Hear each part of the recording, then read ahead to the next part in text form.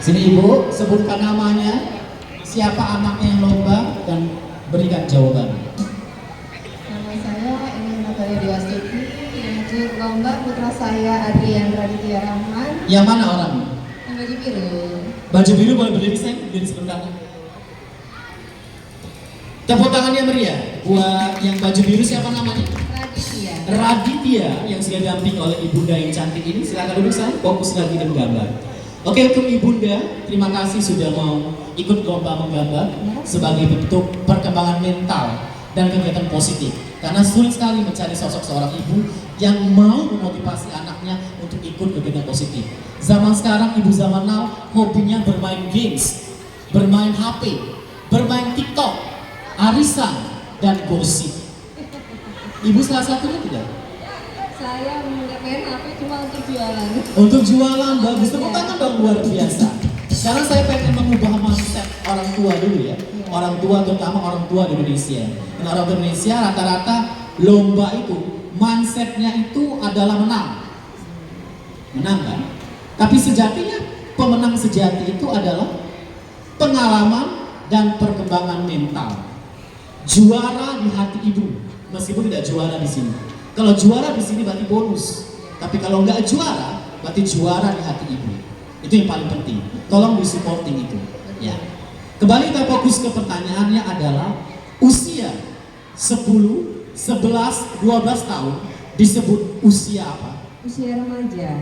Kenapa disebut usia remaja itu? Karena dimana mereka itu baru tahap mengenal lingkungan, sedang banyaknya apa sih berteman dengan yang macam-macam karakter, jadi mengenal lingkungan, dan mereka sudah banyak pengetahuan dari gadget dan yang lainnya juga. Kalau buat saya seperti itu. Iya. Tahap dimana sedang Mungkin beradaptasi. mungkin disebut sebagai tahap usia pra-remaja. Karena beliau masih ada yang belum pubertas. Iya, Biasanya remaja itu pubertas. Nah, usia ini adalah usia yang dangerous. Ibu tahu dangerous? Berbahaya. Bahkan ada seorang psikolog mengatakan bahwa usia inilah usia yang sangat-sangat berbahaya. Apabila anak bisa melewati usia ini, maka selanjutnya dia akan aman. Tapi kalau usia ini tidak bisa dilanjuti, maka berbahaya.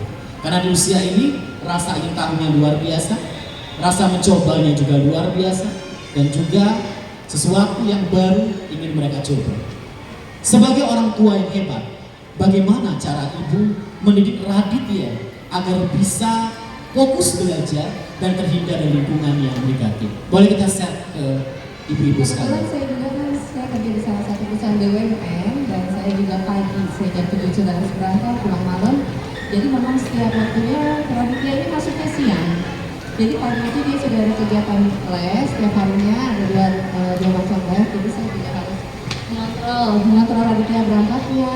Terus misalnya saya harus masih di kantor, saya harus ngecek udah sama rumah mas, udah. Yang pasti tugas sekolah dia yang harus siang ini harus dikumpulkan, udah dikerjakan dari malam. Jadi pada saat saya pulang kerja, saya cek hari ini tugasnya apa.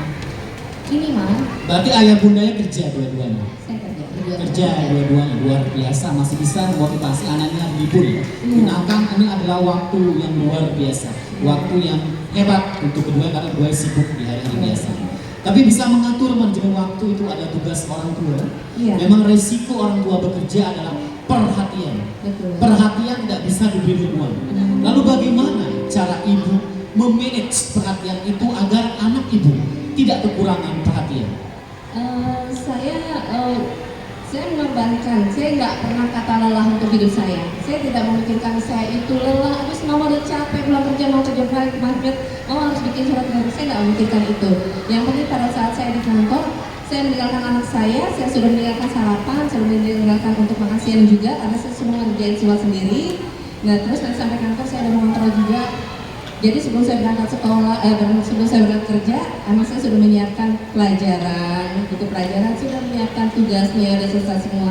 Jadi pada saat saya meninggalkan kerja, yang harus dia bawa ke sekolah itu udah beres semuanya. Dan pada saat harus saya jam saya tetap kontrol udah pulang sekolah atau belum, dan tetap saya ada komunikasi juga dengan guru mereka. Baik, luar biasa ibu. Ibu sangat luar biasa di tengah sibuk ibu, tapi ibu tidak akan pernah lelah untuk memberikan perhatian perhatian yang mungkin kurang ibu perhatikan karena risiko dari seorang yang bekerja. Itu luar biasa. Tepuk tangan dong buat Ibu Raditya yang luar biasa sebagai inspirasi contoh yang luar biasa. Semoga ibu tidak lelah. Semoga Raditya bisa menjadi generasi emas buat bangsa ini. Ibu yang hebat pasti akan mencetak anak yang hebat luar biasa. Saya persembahkan voucher buat ibu dan sedikit souvenir ya buat ibu, buat kenang-kenangan ibu ya. Ini ibu terima. Terima kasih. Iya, semangat ibu luar biasa. Silakan.